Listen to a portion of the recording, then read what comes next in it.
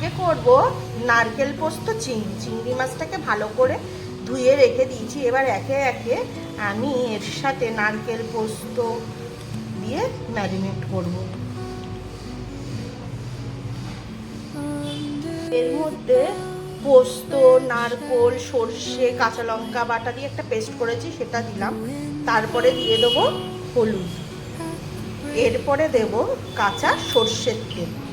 হলুদটা দিয়ে দিয়েছি, এরপরে আমি দিচ্ছি কাঁচা সর্ষের তেল বেশ খানিকটা, আর দেবো কটা চেরা কাঁচা লঙ্কা দিয়ে ভালো করে মাখিয়ে নেবো।